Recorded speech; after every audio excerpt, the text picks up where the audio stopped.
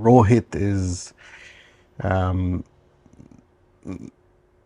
his technique isn't fit for Test cricket anymore, unfortunately. Now I say that with a heavy heart because I was a Rohit fan at one point, and even on this channel, yes, we've had a lot to say about Rohit, but it's at the moment I feel like he does need to retire, which it's a decision that I've heard is going to be coming.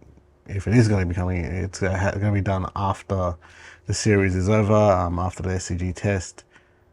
But I don't see how his technique stacks up. And look, Rohit has, done a lot in terms of, provide a lot of fun memes on the internet with his banter he has with the team, in telling off a lot of the youngsters and all this sort of stuff. Apart from that, there's nothing much else to show for Rohit, unfortunately. His batting is really just not fit for Test cricket. He doesn't exude any confidence in the top order. He's getting out the same way. Looks very lazily when he comes to the crease. At one point it was called lazy elegance, but now it just looks lazy.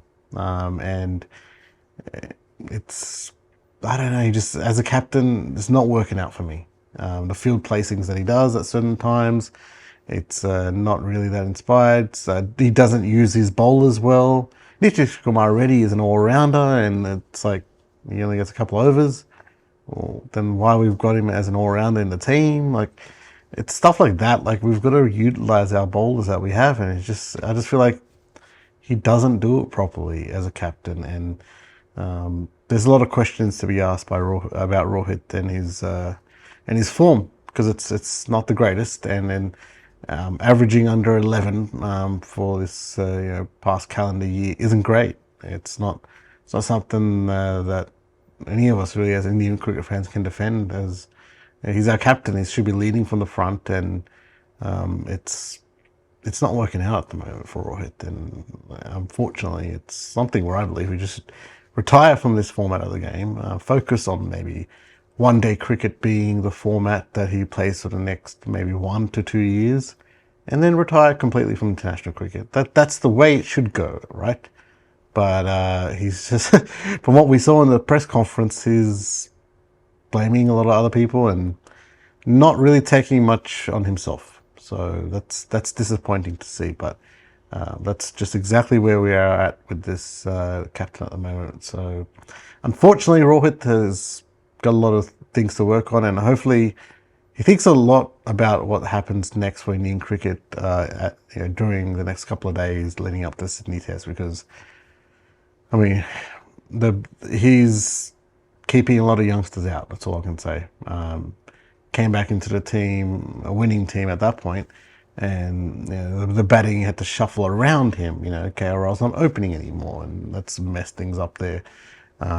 Gill is out of the team, and like stuff like this. And like, to me, it's criminal that Sarfaraz Khan, who I am a massive fan of, just wasn't picked in any sort of game in this tour. And is Rohit taking up his spot? I think so.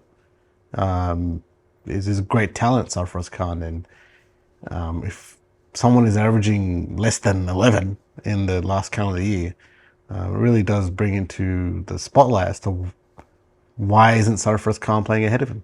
That's as a batter. I mean, at the end of the day, that's what he's there to do. He's a captain, but yes, he is a batter. He's there to provide a great start for the team, which he's not been doing.